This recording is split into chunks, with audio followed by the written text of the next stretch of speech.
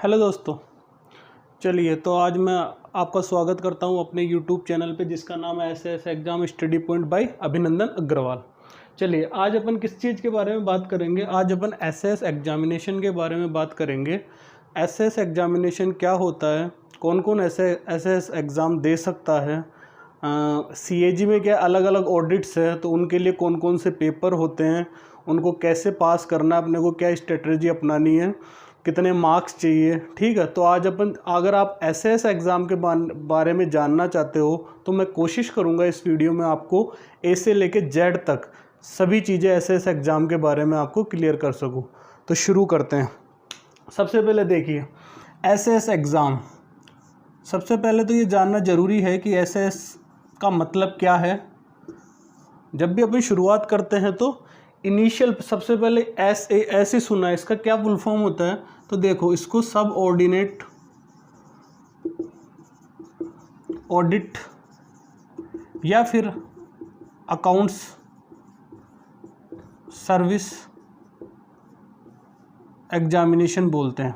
देखिए SS examination दो लोग दे सकते हैं, या तो वो ऑडिटर अकाउंटेंट हो या फिर डबल ए होता है, एक असिस्टेंट अकाउंट्स ऑफिसर होता है, एक असिस्टेंट ऑडिट ऑफिसर होता है। तो उन दोनों के लिए तो ये ऑडिट और अकाउंट्स दोनों के लिए क्या होता है, एसएस का पेपर होता है। तो सबसे पहले अपन इसकी एलिजिबिलिटी की बात करेंगे कि कौन कौन एलिजिबल होगा। कौन सबसे अपने मन में यही ख्याल आता है ना कि यार एसएस एग्ज़ाम में दे सकता हूँ नहीं दे सकता, कितने साल की सर्विस चाहिए, इसके लिए क्या है। ये बहुत बड़े बड़े डाउट्स हैं लेकिन बातें बहुत छोटी छोटी है। देखो सबसे पहले अपन एलिजिबिलिटी की बात करेंगे तो देखो एक डाटा एंट्री ऑपरेटर होता है, ध्यान है आपको 10+2 एग्ज़ाम होता है एसएससी का, उससे सेलेक्ट होता है जिसकी 2400 ग्रेड पे होती है। उसके बाद में ऑडिटर है या फिर अकाउंटेंट है, ये अपन एसएससी से जो आते हैं एसएससी सीजीएल से, इसके 2800 ग्रेड पे होती है। और तीसरा सीनियर ऑडिटर है, जो ऑडिटर बनने के 3 साल की सर्विस हो जाती है तो उसके बाद सीनियर ऑडिटर या सीनियर अकाउंटेंट बन जाते हैं। तो उसकी कितनी ग्रेड पे है, उसकी 4200 ग्रेड पे है। और फिर अपना चौथे नंबर पे कौन आ जाता है, डबल ए आ जाता है, जिसको क्या बोलते हैं, असिस्टेंट ऑडिट ऑफिसर या फिर असिस्टेंट अकाउंट्स ऑफिसर। ठीक है, इसकी ग्रेड पे एसएससी सीजीएल की सबसे हाईएस्ट ग्रेड पे 4800। इन चारों की बातें हो गई। अब इनमें सभी दे सकते हैं एसएस एग्जामिनेशन, बिल्कुल सभी दे सकते हैं, लेकिन उसके लिए कुछ टर्म्स एंड कंडीशन है। क्या, देखो ये जो तीनों है डाटा एंट्री ऑपरेटर, ऑडिटर या सीनियर ऑडिटर, तो इनका क्या है, इनका ऐसा है कि ये जब एसएस एग्जामिनेशन पास कर लेंगे तो ये क्या बन जाएंगे। अगर अकाउंटेंट है तो क्या बनेगा, असिस्टेंट अकाउंट्स ऑफिसर, और अगर ऑडिटर है तो क्या बनेगा, असिस्टेंट ऑडिट ऑफिसर। ऐसे डाटा एंट्री ऑपरेटर अगर अकाउंट्स ऑफिस में है तो वो क्या बनेगा, अकाउंट्स ऑफिसर बनेगा, और अगर वो ऑडिट ऑफिस में है तो ऑडिट ऑफिसर बनेगा। अब डबल ए, अब ये तो बात हो गई एग्ज़ाम की, ये एग्ज़ाम पास करेंगे तो क्या बन जाएंगे, डबल ए बन जाएंगे। और डबल ए एग्ज़ाम पास करेगा तो क्या बनेगा, डबल ए एग्ज़ाम पास करेगा तो डबल ए तो क्या है, डबल ए का डबल ए रहेगा, लेकिन उसका जो प्रोविज़न है 2 साल का। आपको ये पता होगा कि सेंट्रल गवर्नमेंट की इनमें जो भी पोस्ट हैं इनमें क्या होता है, 2 साल का प्रोविज़न पीरियड होता है, वो आपको सक्सेसफुली कंप्लीटेड करना रहता है। तब तक आपकी सर्विस टेम्परेरी सर्विस होती है, उसके बाद आपकी सर्विस को क्या परमानेंट सर्विस माना जाता है। तो जब तक double A SS exam pass नहीं कर लेता, अगर उसका 2 साल हो चुके हैं, अगर उसके 2 साल कंप्लीट हो चुके हैं फिर भी उसने एसएस एग्जामिनेशन पास नहीं किया है तो उसका प्रोबेशन कंप्लीट नहीं माना जाएगा, या फिर अपन उसको ऐसे कह सकते हैं कि उसको क्या है, परमानेंट एम्प्लॉय नहीं माना जाएगा। तो अब इसके लिए क्या है कि अगर कोई डबल ए हो तो उसको 2 साल कंप्लीट करना है, 2 साल कंप्लीट करने के साथ साथ क्या है, उसको एसएस का एग्ज़ाम भी पास करना है, तो वो क्या हो जाएगी, उसकी परमानेंट सर्विस हो जाएगी। ये एक बात हो गई। आगे बढ़ते हैं। अब इसमें अपन टाइम पीरियड की बात करेंगे कि जैसे मान लो अपन ये बात कर रहे हैं तो इसमें कितने टाइम के बाद कौन एग्ज़ाम दे सकता है। तो देखिए इसमें जो ये डाटा एंट्री ऑपरेटर है और जो ऑडिटर है, सीनियर ऑडिटर है, तो देखो क्या होता है, जो ऑडिटर या अकाउंटेंट होता है या सीनियर ऑडिटर होता है, ऑडिटर अकाउंटेंट होता है, इनको क्या करना पड़ता है, इनको 1 साल की सर्विस कंप्लीट हो गई इनकी, ठीक है, 1 साल की सर्विस क्या हो गई, कंप्लीट हो गई। तो उसके बाद क्या करना पड़ेगा, इनको एक कन्फर्मेटरी का एग्ज़ाम होता है, तो ये पास करना रहता है। जब तक ये पास नहीं करेंगे ना तब तक ये लोग भी क्या होता है, तब तक ये लोग भी क्या कंफर्म नहीं माने जाते। तो जैसे AA के लिए क्या है 2 साल की service plus SS exam pass करेगा वो परमानेंट होगा, ऐसे ही ऑडिटर और अकाउंटेंट के लिए है कि 1 साल सर्विस कंप्लीट होने के बाद वो एलिजिबल हो जाते हैं कन्फर्मेटरी एग्ज़ाम के लिए, और जब ये एग्ज़ाम पास कर लेते हैं तो ये क्या हो जाते हैं, परमानेंट हो जाते हैं, ठीक है। ये तो कन्फर्मेटरी की बात होगी। अब जैसे इसने क्या किया, इन्होंने कन्फर्मेटरी एग्ज़ाम पास कर लिया 1 साल के बाद, तो उसके बाद क्या होता है कि जनरली तो इसमें अपन सीनियर ऑडिटर अकाउंटेंट को हटा देते हैं। सीनियर ऑडिटर सीनियर अकाउंटेंट का कोई नहीं है क्योंकि ये डायरेक्ट पोस्ट नहीं है, ये प्रमोशन पे मिलती है, तो अपन क्या डायरेक्ट पोस्ट की बात कर रहे हैं। तो डाटा एंट्री ऑपरेटर के लिए कोई एग्ज़ाम नहीं है, कन्फर्मेटरी एग्ज़ाम परमानेंट, इसका क्या है, जब 2 साल कंप्लीट होगी तो ये क्या हो जाता है, परमानेंट हो जाता है। अब इन दोनों की बात कर लेते हैं, डाटा एंट्री ऑपरेटर, ऑडिटर या अकाउंटेंट की। इनके लिए क्या है, अगर इनको SS एग्ज़ाम देना है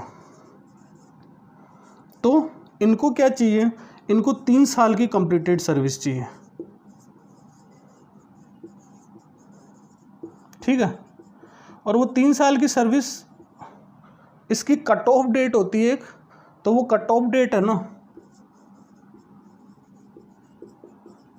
वो कट ऑफ डेट क्या होती है, वो होती है 1 सितंबर होती है, हाँ 1 सितंबर।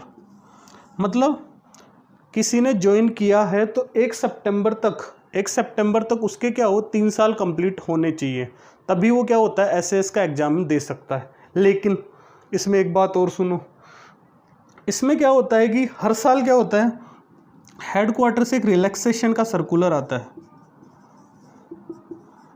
जो भी अपना हेडक्वार्टर है दिल्ली में CAG का, तो वहाँ से एक रिलैक्सेशन का सर्कुलर आता है। तो उसमें क्या कहते हैं कि अगर 2 साल की सर्विस कंप्लीट है,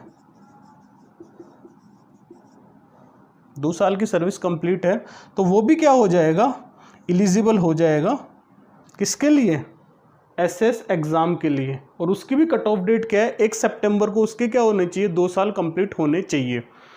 अब इसमें क्या होता है कि ऑडिटर को क्या है, ये एग्ज़ाम देने के पहले जो SS का जो मेंस एग्जामिनेशन होता है जिसमें 9 पेपर होते हैं, उससे पहले क्या करना पड़ता है, ऑडिटर है या अकाउंटेंट है या फिर डाटा एंट्री ऑपरेटर है, इन तीनों को क्या करना पड़ेगा,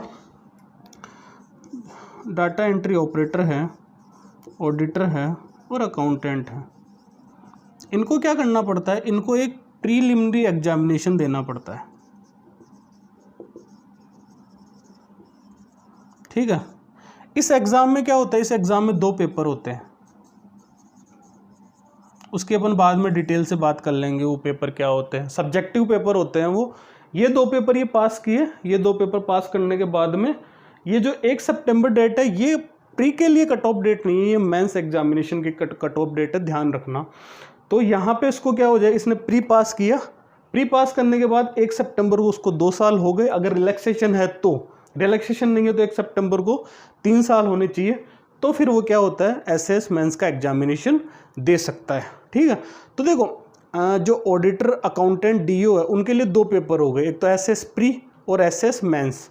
तो जो अपना मेन एग्जामिनेशन होता है उसको SS मेंस बोलते हैं। जबकि AA के लिए क्या है, AA के लिए क्या है, AA के लिए देखो, AA ने क्या ज्वाइन किया, ज्वाइन करते ही इनको क्या SS एग्ज़ाम दे सकते हैं, इनके लिए कोई टाइम पीरियड नहीं है, ठीक है। और SS एग्ज़ाम ये दे सकते हैं। इसके लिए अब अटैम्प्ट कितने लगते हैं वो अपन आगे बात करेंगे। चलिए, तो ये इतना आपके समझ में आया होगा। अब नेक्स्ट अपन किस चीज़ की बात करते हैं, नेक्स्ट सुनो, अपन टाइम पीरियड की बात करते हैं कि कितने टाइम पीरियड की बात तो हो गई, अपन अटैम्प्ट्स की बात करते हैं कि कितने अटैम्प्ट मिलते हैं, कोई भी AA है या फिर DO है या फिर ऑडिटर सीनियर ऑडिटर है। तो देखो कोई भी हो, चाहे वो DO हो, ऑडिटर हो, अकाउंटेंट हो या फिर AA हो, इनको लिए क्या है 6 अटैम्प्ट दिए गए हैं। ठीक है, 6 अटैम्प्ट मतलब 3 साल हो गए।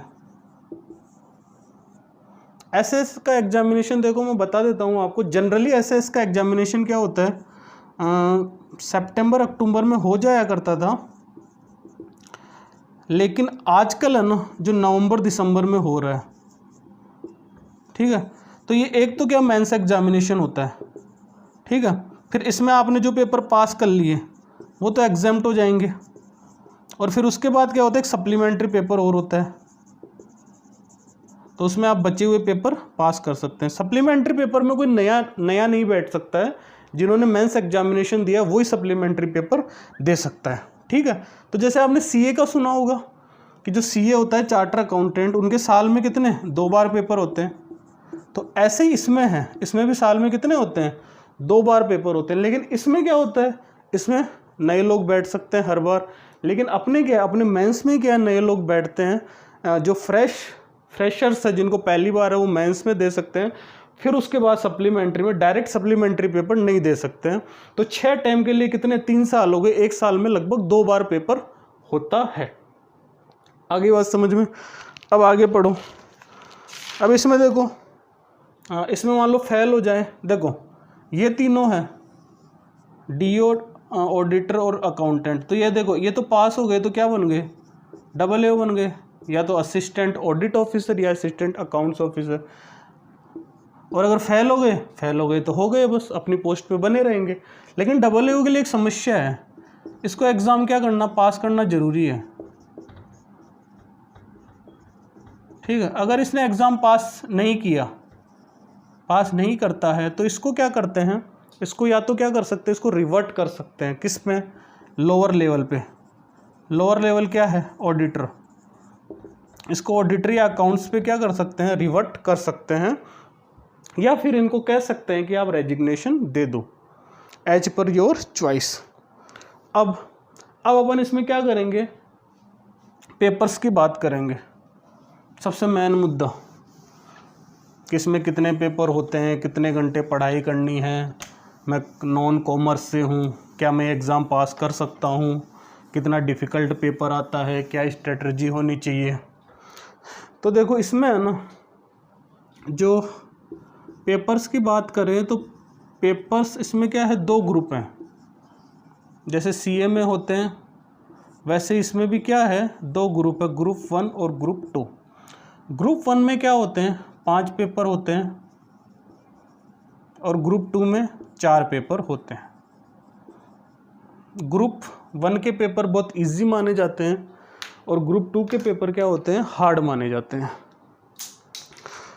इसमें जो इसका अगर आपको सिलेबस निकालना है तो आप गूगल पे जाइए,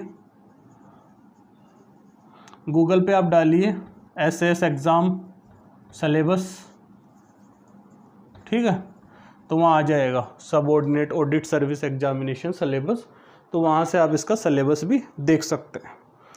अब इसमें क्या हो गए, 9 पेपर हो गए, 9 पेपर हो गए। अब इसमें क्या होते हैं कि जो CAG है अपना, जिसको C&AG बोलते हैं, controller and auditor general of India, जो अपना डिपार्टमेंट है, इसमें क्या होते हैं बहुत अलग अलग तरह की ऑडिट्स है, ब्रांचेज है, मतलब कि ये ब्रांच इसका ऑडिट करेगी, ये ब्रांच इसका ऑडिट करेगी, ये ब्रांच इसका ऑडिट करेगी। तो देखो मैं कॉमर्शियल ऑडिट से हूँ, तो मैं अपनी बात कर लूँ, सबसे पहले तो कौन सी आ गई, कॉमर्शियल ऑडिट, फिर सिविल ऑडिट। देखो कॉमर्शियल ऑडिट और सिविल ऑडिट, इनके बारे में बहुत ज़्यादा क्वेश्चन होते हैं, एक वीडियो बना भी रखा है मैंने, कॉमर्शियल ऑडिट व सिविल ऑडिट। इसके बाद में लोकल ऑडिट, ये ब्रांचेज हैं, PNT, post and telecommunication audit, defence audit, railway audit, ये इसकी क्या है, ये इसकी ब्रांचें हैं। आप जब ज्वाइन करते हैं तो आपको कोई भी ऑडिट मिल सकती है, ये आपके लक पे डिपेंड है। जनरली ऐसा कहा जाता है कि कॉमर्स वालों को कॉमर्शियल ऑडिट मिल जाती है, वो मुझे लगता है AAA के केस में होता है, बाकी ऐसा कुछ नहीं है कि कॉमर्स, हाँ ऑडिटर के केस में ऐसा कुछ नहीं है, आपके लक पे डिपेंड है आपको कौन सी ऑडिट मिलेगी। अब इसमें अब पेपर्स की बात करेंगे अपन कि इसमें क्या होता है। जैसे मैंने आपको बताया कि गूगल पे जहाँ पे आप सिलेबस सर्च करोगे तो वहाँ पे आएगा PDF, तो उसमें देखना, उसमें ऊपर लिखा हुआ है PC। PC मतलब क्या है, पेपर कोड, ठीक है। अब इसमें क्या होता है कि ये जो इतनी और ब्रांचेज हैं, इन ब्रांचों के लिए क्या है, अलग अलग ऑडिट होती है ना। रेलवे वाले रेलवे की करेंगे तो उनके लिए क्या है कि अलग अलग पेपर कोड है सबके लिए। पेपर 9 ही होंगे इस ग्रुप 1 में 5 और ग्रुप 4 में, ग्रुप 1 सॉरी जो ग्रुप 1 है उसमें कितने पेपर होंगे, 5 होंगे, और ग्रुप 2 में कितने होंगे, 4 पेपर होंगे।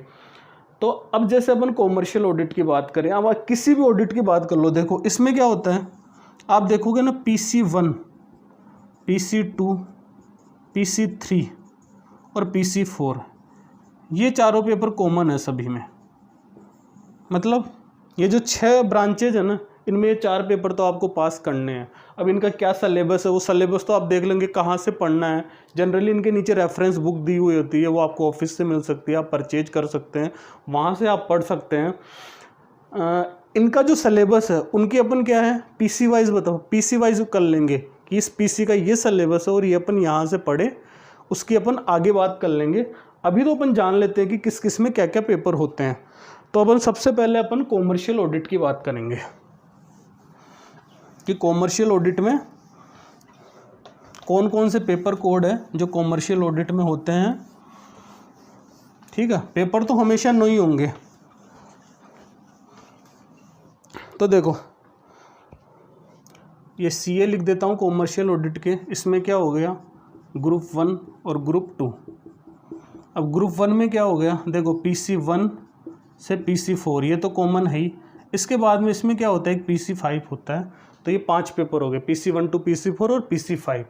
ग्रुप 2 में paper code 12, paper code 15, paper code 20 और पेपर कोड 26, ये 4 पेपर हो गए। तो ये कितने, 5 और ये कितने, 4, तो टोटल कितने हो गए, 9 पेपर। ये 9 पेपर पास करने ज़रूरी है अपने को AA बनने के लिए। इसमें देखो क्या होता है कि चाहे आप कोई भी ऑडिट ले लो, हमेशा कहा जाता है कि जो 4 पेपर है ये बहुत ज़्यादा हार्ड है। तो इसमें ऐसा कुछ मेरे को नहीं लगता है कि ऐसा कुछ है इसमें। इसके लिए क्या है, आपको अगर आपको प्रॉपर गाइडेंस मिलता है और अगर आप प्रॉपर तरीके से पढ़ाई कर सकते हैं तो बड़ी आसानी से एग्ज़ाम पास कर सकते हैं। अब अपन दूसरी बात करेंगे सिविल ऑडिट की। सिविल ऑडिट में भी वही ग्रुप 1 और ग्रुप 2। ग्रुप 1 में देखो, इसमें मैंने बता चुका हूँ PC1 to PC4 तो क्या है, सेम है, लेकिन इसमें क्या होता है, इसमें भी क्या होगा, PC5 होगा, मतलब ऊपर वाला ही। कॉमर्शियल और सिविल ऑडिट में क्या होता है, PC1 to PC5 होता है। ग्रुप 2 में बात करेंगे, ग्रुप 2 में इसमें होता है PC8, PC14, PC16 और PC22, ठीक है। तो अगर सिविल ऑडिट में अपने को ऐसे एग्जाम पास करना है तो ग्रुप 1 के 5 पेपर 1 से 5 और ग्रुप 2 के कितने 4 पेपर PC8, PC14, PC16 और PC22 ये पास करने हैं। इसके बाद अपन किसकी बात करते हैं, लोकल। एक सिविल अकाउंट्स भी होता है, बताया मैंने आपको, जैसे सिविल ऑडिट है वैसे सिविल अकाउंट्स भी है। तो इसके लिए भी ग्रुप 1 तो क्या है, सेम रहेगा, PC1 to PC5। और ग्रुप 2 में क्या है, ग्रुप 2 में इसके कुछ अलग पेपर्स रहेंगे, 8, 13, 16, 21, 8, 13, 16, 21। तो अब देखो ये 8 सिविल ऑडिट में भी है और 16 सिविल ऑडिट में भी है। तो इसमें क्या होगा, सिविल अकाउंट्स में कौन से होंगे, PC13 और 21 होंगे, जबकि सिविल ऑडिट में कौन से होंगे, सिविल ऑडिट में कौन से होंगे, PC 14 और क्या होंगे 22 होंगे। मतलब देखो 13, 14, 21, 22, याद नहीं करना है, ऐसे ही बता रहा हूँ। ये हो गई सिविल अकाउंट्स की बात। अब अपन लोकल ऑडिट की बात करें। देखो लोकल ऑडिट में भी क्या होगा, जो ग्रुप 1 है वो तो सेम टू सेम रहेगा। ग्रुप 1 है वो PC 1 to PC 5, ठीक है। लेकिन ग्रुप 2 में ग्रुप 2 में चेंज रहेगा। इसमें होगा 8, 14, 16, 22, PC 8, PC 14, PC 16 और PC 22, ये इसमें 4 पेपर रहेंगे। जो सिविल ऑडिट के हैं वही लोकल ऑडिट के पेपर है, ठीक है, दोनों के पेपर सेम है।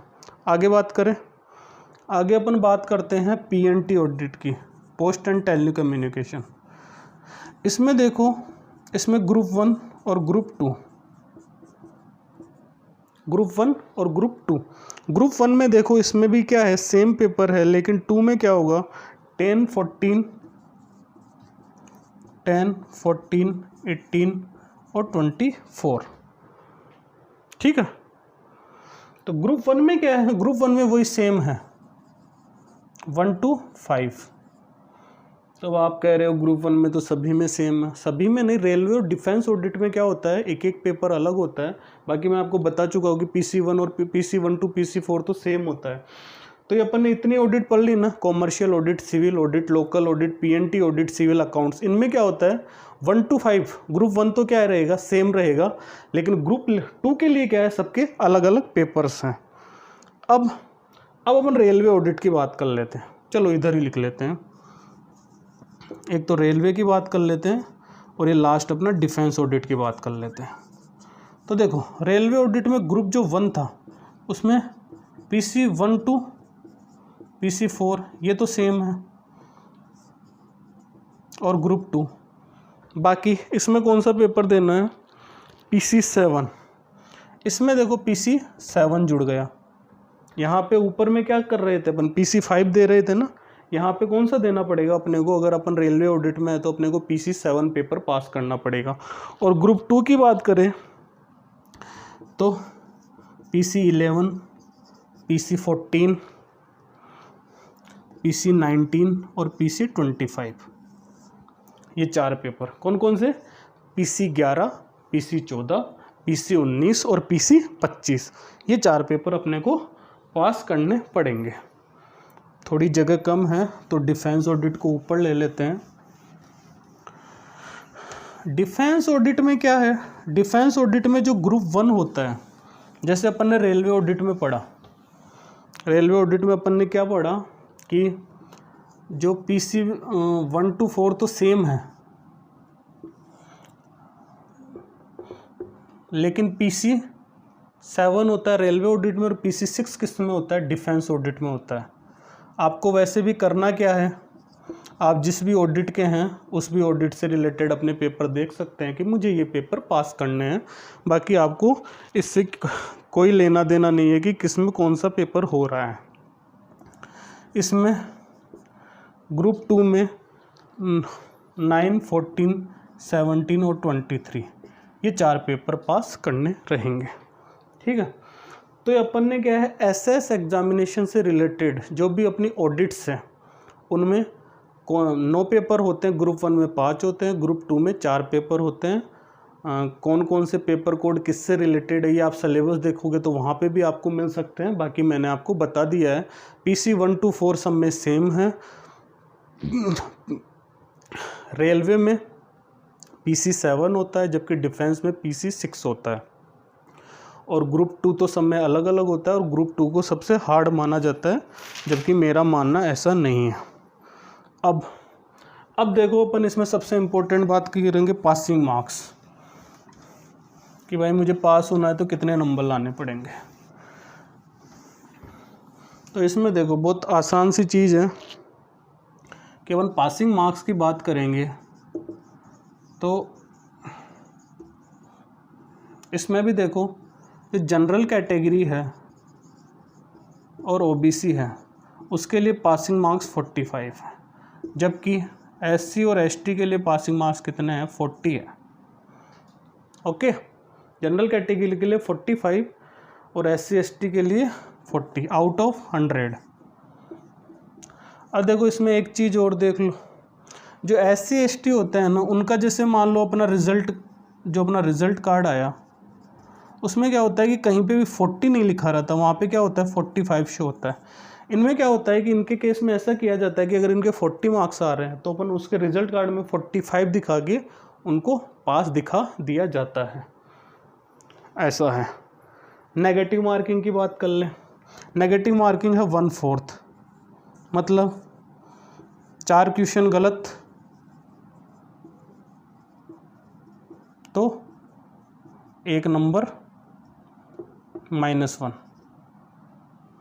ठीक है। 1/4 मतलब 1 क्वेश्चन का कितना 0.25 मार्क्स कटेगा आपका गलत होने पे, ये नेगेटिव मार्किंग है।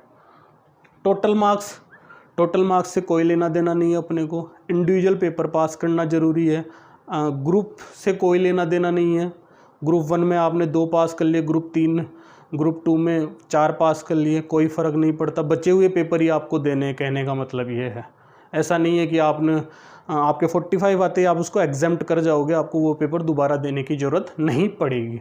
बाकी अगर आपको कोई भी क्वेश्चन हो तो आप है ना जो मुझे मैसेज कर दीजिएगा, मैं उसका रिप्लाई करूँगा। अब देखो सबसे बड़ा क्वेश्चन मेरे पास कई बार पूछा जा चुका है मेरे से कि मैं नॉन कॉमर्स बैकग्राउंड से हूँ, क्या मैं ऐसे एग्ज़ाम पास कर सकता हूँ? तो देखो बहुत आसान सी चीज़ है, इसमें कॉमर्स नॉन कॉमर्स से ज़्यादा लेना देना नहीं है। कॉमर्स के ज़्यादा से ज़्यादा अगर मैं कॉमर्शियल ऑडिट की बात करूं तो PC 15 और PC 20, ठीक है। PC 20 में कॉस्टिंग है और PC 15 में एडवांस अकाउंटिंग है, ठीक है। तो केवल ये 2 ही कॉमर्स से रिलेटेड पेपर है, बाकी कोई भी पेपर कॉमर्स से रिलेटेड नहीं है। तो आपका कॉमर्स से होना नहीं होना कोई ज़्यादा फ़र्क नहीं पड़ता। अगर आप प्रॉपर तरीके से पढ़ाई करते हैं तो आसानी से आप एग्ज़ाम पास कर सकते हैं SAS का, तो उसके लिए ज़्यादा चिंता करने की ज़रूरत नहीं है। नेक्स्ट बात करें कितने क्वेश्चन करूं मैं एग्ज़ाम में, तो देखो भैया मैं अपना पॉइंट ऑफ व्यू बता देता हूं। एग्ज़ाम में क्वेश्चन होते हैं 100। अब यहाँ SSC की तरह तो है नहीं कि अपने को कट ऑफ पता नहीं, अपने को कट ऑफ पता है कि मेरे को 45 नंबर लाने हैं पास करने के लिए, ठीक है। तो लगभग कितने क्वेश्चन करो, 70 से 80 क्वेश्चन करो मेरे हिसाब से। तुम अपना देख लेना भैया, मेरे ऊपर मत कहना है कि मैंने कहा था इसलिए मैं 70-80 क्वेश्चन करके आपके कहने पे मैं कराया और फेल हो गया। मेरे पॉइंट ऑफ व्यू से 70 से 80 क्वेश्चन इसमें करना ज़रूरी है। अब कैसे करें, देखो इसमें 2 राउंड खेलेंगे अपन। देखो फर्स्ट राउंड में अपने पास क्वेश्चन आए तो अगर आपने अच्छे तरीके से पढ़ाई की है, अगर आपने डेली 3-4 महीने तक अगर आपने 4-4 5-5 घंटे पढ़ाई की है तो आपको फर्स्ट अटैम्प्ट में आपके 45 से 50 क्वेश्चन बड़े आसानी से हो जाते हैं। आपने एक बार ऊपर से गए तो 45 से 50 क्वेश्चन हो गए। फिर अपने को सेकंड अटैम्प्ट में जाना है। सेकंड अटैम्प्ट मतलब सेकंड पेपर को एक बार अपन ने देख लिया, 45 से 50 क्वेश्चन हो गए, अभी अपने पास टाइम पड़ा है 45-50 क्वेश्चन। उनमें टाइम की कोई कमी नहीं रहती है, जनरली आपको बता देता हूँ मैं ऐसे एग्जाम में टाइम की कोई कमी नहीं रहती है। 2 घंटे के पेपर है, 2 घंटे मिलते हैं पेपर में, और जो PC 1 है उसमें तो 2.5 घंटे मिलते हैं, ठीक है। टाइम की कोई कमी नहीं है। 45 से 50 क्वेश्चन हो गए, एक बार देखा अपन ने, फिर अपन क्या वापस से देखना शुरू करते हैं कौन कौन से क्वेश्चन रह गए। उनमें देखो वही SSC वाला फंडा 50-50 वाला, 4 ऑप्शन है A B C D, काटो इनको, A नहीं है C नहीं है। अगर आपको लग रहा है कि A और C नहीं है, B और D है, तो अपने क्वेश्चन कितने 50% चांस हो गए सही होने के, तो फिर मारो तुक्का। फिर क्या मारना अपने को, तुक्का मारना, लग जाए तो बहुत अच्छी बात है, अगर नहीं लगे तो भी कोई बात नहीं। देखो एग्जांपल ले लो, मान लो 20 क्वेश्चन थे, 20 क्वेश्चन में मैंने क्या किया कि 50-50 मारा, 50 उनमें से 10 क्वेश्चन ठीक हो गए और 10 क्या हो गए, 10 तो ठीक हो गए और 10 उसमें क्या हो गए, गलत हो गए। तो 10 क्वेश्चन के अपने को 10 नंबर मिल गए, गलत के कितने नंबर कटे, 2.5 नंबर कटे। तो अपने कितने 7.5 नंबर अपने आ गए। 7.5 क्या एसएससी में तो एक, इसमें एसएस में तो 1 नंबर भी बहुत इंपॉर्टेंट रहता है। कितनी बार होता है एग्ज़ाम में, 45 भी आते हैं, 46 भी आते हैं, 44 भी आते हैं, 43 भी आते हैं। इस एग्ज़ाम में ऐसा ही होता है, आपको दिखेंगे 45, आप देखोगे रिजल्ट किसी का देखोगे आपको 45 कितने पेपर्स में, जैसे 9 पेपर है, 9 में 3 पेपर में 45 है, 2 पेपर में 1 पेपर है उसमें अरे 44 ही रह गए, अरे यार फेल हो गए, या 43 रह गए। तो वही वाली बात है, एक एक नंबर का इसमें इम्पोर्टेंस है। ठीक है, अब कितने क्वेश्चन करें ये मैं आपको बता चुका हूँ। ठीक है, तो लगभग एसएस के पेपर से रिलेटेड मैंने आपको सारी बातें बता दी है। अगर इसके बाद भी आपको कोई कन्फ्यूज़न है, आपको कुछ पूछना है, तो आप मेरे को यूट्यूब पे जो भी मेरा चैनल है वहाँ पे आप मैसेज कर दीजिए, तो मैं आपका रिप्लाई कोशिश करूँगा आपका रिप्लाई देने की। अब देखो ये एग्ज़ाम हो गया, अब एक क्वेश्चन हो रहा था कि एक आरआई होता है, एक सीपीडी एग्ज़ाम। हाँ तो देखो मैं क्या कह रहा था कि एक एसएस उसके आरआई और सीपीडी के बारे में पूछा जाता है। तो ये दोनों देखो, सबसे पहले तो ये दोनों क्या, आरआई सीपीडी क्या है, इंक्रीमेंटल एग्जाम्स है। आरआई AA दे सकता है 1 साल की सर्विस कंप्लीट होने के बाद, अगर वो पास हो जाता है। इसमें 2 पेपर होते हैं आरआई में, वो आपको जो सिलेबस उसमें सारे दिए हुए हैं, मैंने आपको जो बताया। और इसके बाद क्या है, अगर वो पास हो जाता है तो उसको 1 इंक्रीमेंट मिलता है। ऐसे ही CPD 1 और CPD 2 होते हैं। CPD 1 भी AA के लिए ही है, इसमें भी 1 इंक्रीमेंट मिलता है। और CPD 2 में भी क्या होता है, सीनियर AO के लिए, उसमें क्या है 1 इंक्रीमेंट मिलता है। जो आपका सेल है उसमें आपकी 1 सेल क्या हो जाती है, जंप हो जाती है। जैसे 47,600 है किसकी, 47,600 बेसिक है AA की, इनिशियल बेसिक इतनी है।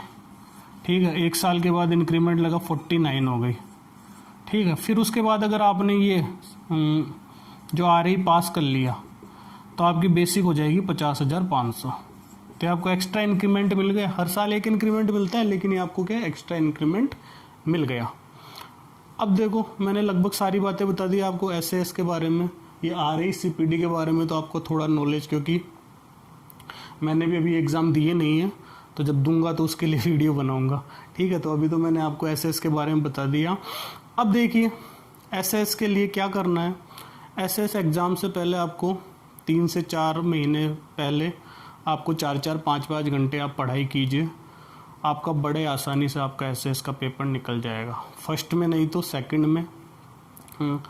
अभी देखो फ़िलहाल क्या है कि कोई भी जो भी नए लोग आ रहे हैं, जो भी एसएससी एग्ज़ाम पास होके आ रहे हैं, उनमें मुझे ऐसा नहीं लगता कि कोई भी एसएस एग्ज़ाम पास नहीं कर सकता। लगभग सभी लोग एसएस एग्ज़ाम पास कर लेते हैं, चाहे डीओ, चाहे ऑडिटर हो, चाहे AA हो, सब एसएस एग्ज़ाम बड़ी आसानी से पास कर लेते हैं। हाँ, ये देखा है मैंने कि मैक्सिमम 2 अटैम्प्ट्स इसमें लग जाते हैं, मिनिमम 2 अटैम्प्ट इसमें लग जाते हैं। फर्स्ट अटैम्प्ट का बहुत कम केस है, जैसे फर्स्ट अटैम्प्ट में 9 के 9 पेपर निकले हो, ऐसा आज तक मैंने बहुत कम बार देखा है। ठीक है, चलिए ये एसएस एग्ज़ाम की बात हो गई। बाकी आपको कोई क्वेश्चन हो तो आप मुझसे पूछ सकते हैं। मैंने जो मेरा यूट्यूब चैनल आप उस पर पूछ लीजिए, या फिर मेरी एक ईमेल आईडी है cagssexam@gmail.com, आप उस पर मुझे मेल करके पूछ सकते हैं। चलिए अब देखो ये हो गई अपनी एसएस की बात। अगर आपको ये मेरा वीडियो अच्छा लगा हो तो लाइक, शेयर, सब्सक्राइब करें, मुझे मोटिवेट करें, आपके सजेशंस हो सजेशंस दीजिए। ठीक है, चलिए अब मिलते हैं नेक्स्ट वीडियो में।